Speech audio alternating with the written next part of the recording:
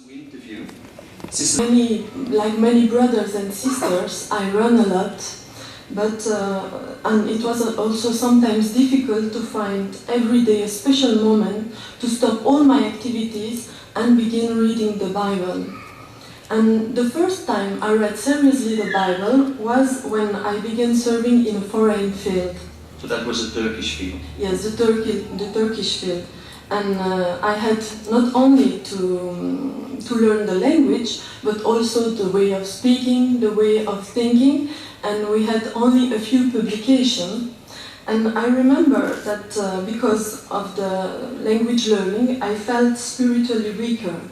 And in the meantime, I often didn't know what to say to the inhabitants of my new territory. I couldn't go on without taking spiritual strength. But reading the Bible with specific goals really strengthened me. And I also found that way a lot of verses I could use in the service. And this has been a way the Bible reading really helped me to feel Jehovah as a real person, and I perceived His power in the Bible.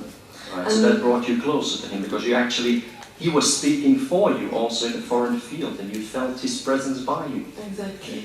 And now I'm serving at Bethel, and each new Bethelite is expected to read the whole Bible in his first service year. That's right.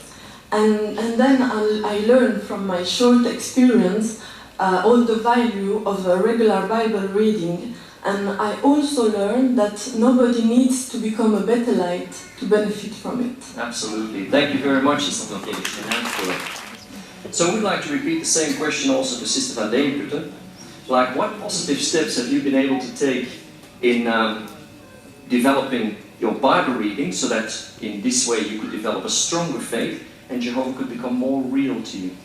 Well, I experienced that by reading the Bible daily, my faith had become much stronger, because Bible reading helped me to pray more to Jehovah, and I'm happy for this because my relationship with Him becomes more stronger because of this. So before I read, I pray to Him for His guidance and to find interesting points I can use in my life, and this also helps me to read more concentrated. And for the weekly Bible reading, I like to look up interesting material in the Insight or the Watchtower to find applications for our time. Right. So in this way, how has Jehovah become more real to you? Well, especially by meditating on the material, because we read so many times how people had to trust in Jehovah. They needed to have a strong bond with Him to receive His blessing. So when I read these things, I try to do some self-examination. Imagine I would be in this situation, how would I react? Can I be loyal to Him in all circumstances? Right. Could I let go of the branch if I had to? Yeah?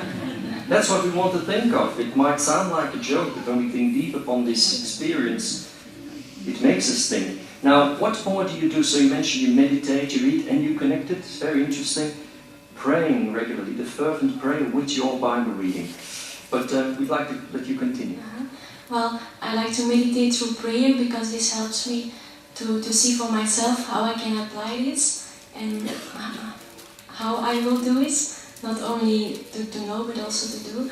And also what helped me to see that many people in the past, they were provided by Jehovah. Jehovah takes really care for this, and this is also something that I experienced, especially in the Pioneer service. We really have to rely on Jehovah, and I also feel that Jehovah is taking care of us. That's a definite feeling you have, don't you? Thank you very much, Cecile, for a while.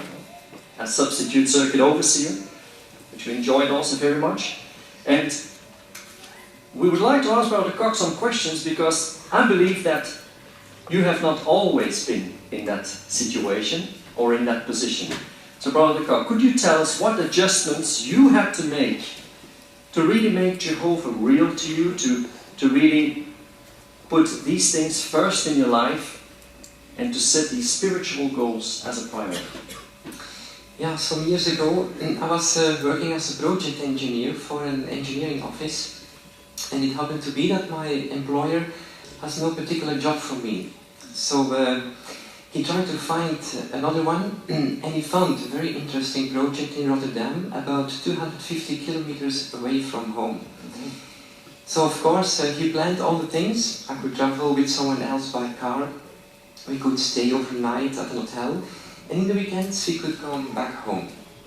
So he asked me if I would like to do it.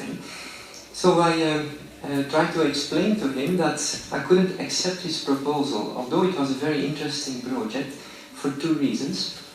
On Tuesday and Friday evenings I had just to be home for the congregational meetings, and also in the weekends I like to be home. And of course I was also a married man. Right. So what did he think of that? Well, he was upset by it, because he did really his utmost to find a job for me. And now, when it was a really challenging project, and now I didn't want to accept it. I didn't want it. So, according to him, I should be more flexible. Right. So, you had to make something clear to him. Yeah, true. So, in that position, he fired me. Because he didn't understand that it was not just a matter of not wanting to do something, but not being able to do it. That's what you told him, huh? Yeah. It's not that I don't want to, I just can't do it. Right. And so the result was that he fired you. Yeah, true. Although my contract obliged him to keep me in service for another 3 months, so of course I started to look for another job, and went also immediately in the auxiliary pioneer service. That's right. Because I want to mention something in between. You see, why did he keep the brother on for another 3 months there? Well, of course, you have to have your, how do you say, your time that they have to give you when they fire you. Mm-hmm. But I believe that in that 3 months, also something happened. Yeah, true. With some of the clients that knew you. Shortly before the 3 months were over, so one of the clients asked me back for a completely new project. Now my employer was actually obliged to take me back in service to please his client. And in this situation, of course, I could name my conditions according to the time I want to keep free from my worshipping. Right, there you are. Perfect. Great branch. Very comfortable to hang on. But is that the end of the story? Because it looks like everything just falls into place. Yeah, afterwards it looks like that. But not at the moment. A few months later, my wife and I were invited to serve as an international volunteer in the regional engineering office at a branch in Germany. But since I couldn't take free for 3 months from my secular work, so we had to make a tough decision whether to serve as an international volunteer and quit my secular work, or just forget all about it. So you were hanging on the branch? Yeah, really. So we thought a lot of it, we prayed a lot of it, we had a lot of sleepless nights, we received much encouragement, and finally Sandra and I chose to grasp the opportunity with both hands to go to the branch in Germany. This is how many years now that you afterwards, because after those 3 months you didn't know what was coming. Yeah, true. But then you became?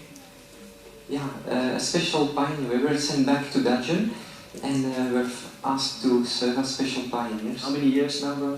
About 5 years ago. Do you regret it? No, not a single minute. That's what I thought.